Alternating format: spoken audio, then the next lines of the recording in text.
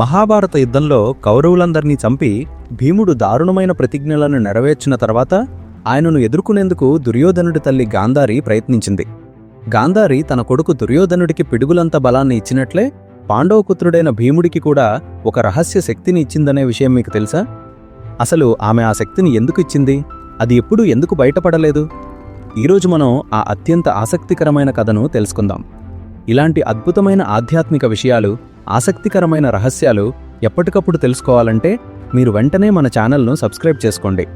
ఆలస్యం చేయకుండా అసలు విషయంలోకి వెళ్దాం. కౌరవ పాండవ యుద్ధం ముగిసింది. 100 మంది పుత్రులను, బంధువులను కోల్పోయిన గాంధారి తీవ్రమైన దుఃఖం, కోపంతో రగిలిపోతోంది. తన తపస్సు శక్తితో ఆమె ఎవరినైనా భస్మం చేయగలదు. తన ప్రియమైన కుమారులను, ముఖ్యంగా దుర్యోధనుడిని దారుణంగా సంహరించిన భీముడిపైనే ఆమె దృష్టి పడింది. పాండవులు ధృతరాష్ట్రుడు, గాంధారి ఆశీస్సులు తీసుకోవడానికి వెళ్ళినప్పుడు గాంధారి మనసులో భీముడిని భస్మం చేయాలనే తీవ్రమైన సంకల్పం ఉంది. అసలు రహస్యం ఇక్కడే ఉంది. గాంధారి భీముడికి శక్తిని ఇవ్వాలనుకోలేదు. బదులుగా తన కోపంతో ఆయనను భస్మం చేయాలనుకుంది.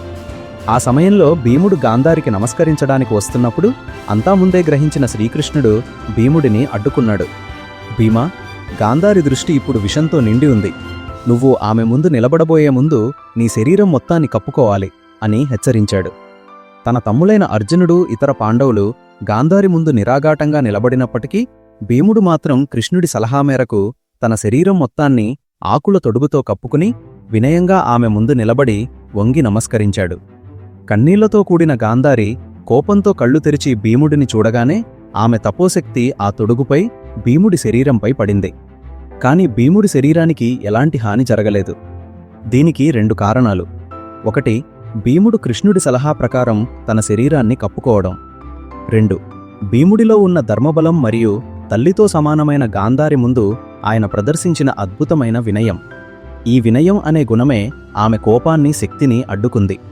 కాబట్టి భీముడికి గాంధారి ఇచ్చిన రహస్య శక్తి ఏమిటంటే, అది శక్తి ఇవ్వడం కాదు, ఆమె శాపం నుండి భీముడు రక్షించబడటం. గాంధారి కోపంగా చూసినా ఏ హాని జరగని ఆ క్షణమే భీముడికి దొరికిన అతిపెద్ద అదృశ్య శక్తిగా భావిస్తారు.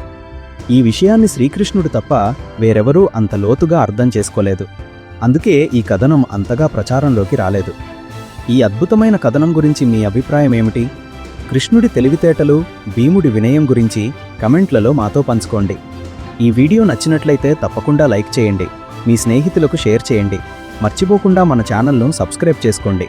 మళ్ళీ మరో అద్భుతమైన విషయంతో కలుద్దాం.